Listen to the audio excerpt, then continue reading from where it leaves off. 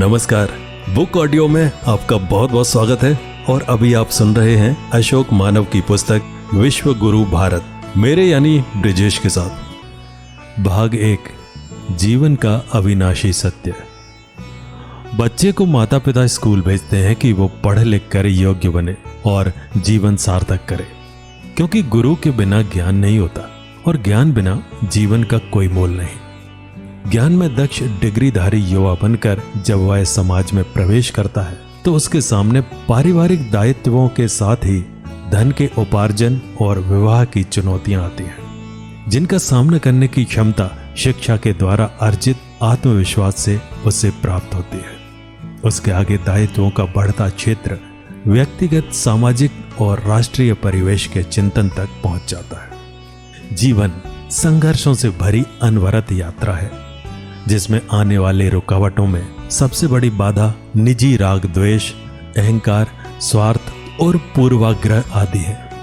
इनके प्रबंधन हेतु संयम, त्याग, क्षमा, सेवा भाव आदि सहित मन की स्थिरता भी जरूरी है। प्राचीन भारत में शिक्षा की पूर्णता तभी मानी गई जब शिक्षित युवा मस्तिष्क भौतिक ज्ञान के साथ ही आध्यात्मिक ज्ञान में भी निपुण हो, क्योंकि आध्यात्म ज्ञान शरीर से आगे बढ़कर आत्मा को जानने का दिग्दर्शन है, जो तत्वदर्शी सद्गुरु की कृपा से प्राप्त होता है। अर्जुन अपने समय का सबसे बड़ा धनुर्धर, शूरवीर, पराक्रमी योद्धा होने के साथ ही अनेक धर्म ग्रंथों व दिव्यास्त्रों का ज्ञाता भी था। वह मोह व निराशा में डूबकर लड़ने से मना करने लगा। महाभारत युद्ध में अपने ही सगे संबंधियों को देख कायरता को प्राप्त हो गया, तो भगवान श्री कृष्ण ने आत्मा, परमात्मा, मन, बुद्धि, इंद्रियों से परे अपने वास्तविक स्वरूप का दर्शन जब दिव्य नेत्र देकर कराया तो उसका सारा मोह, निराशा, अज्ञान, अंधकार दूर हो गया। आज भी ऐसे तत्वदर्शी महान पुरुष की शरण में जाकर अर्जुन की तरह जिज्ञासु बनकर आत्मज्ञान प्राप्त करके मन के मोह, निराशा का अंधकार दूर करने पर ही मानव अपने लक्ष्य को पाकर असत्य पर सत्य की, अंधकार पर प्रकाश की और मृत्यु पर अमरत्व की विजय सुनिश्चित करने में सफल हो सकता है, जिसके लिए वह हर कदम पर ठोकरें खाने को विवश है। हमारे धर्म ग्रंथों में मन की हर गांठ, हर कष्ट व जीवन की हर चुनौती का समाधान सुलभ है।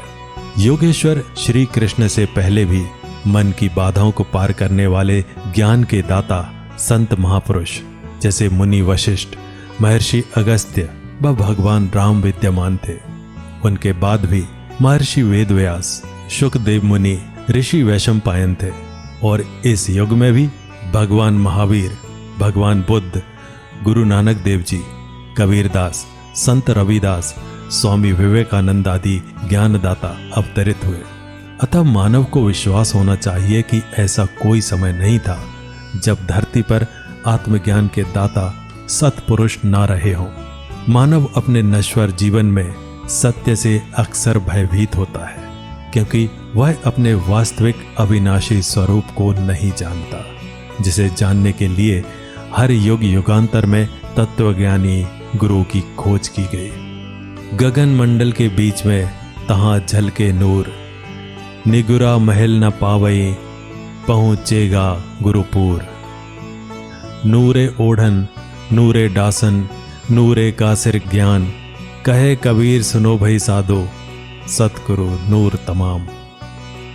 हृदय के आकाश में गुरु कृपा से प्रभु के दर्शन बिना गुरु की शरण में गए निगुरा व्यक्ति नहीं पाता, बल्कि वह परम जिज्ञासु प्राप्त करता है जो पूर्ण गुरु को धारण कर लेता है।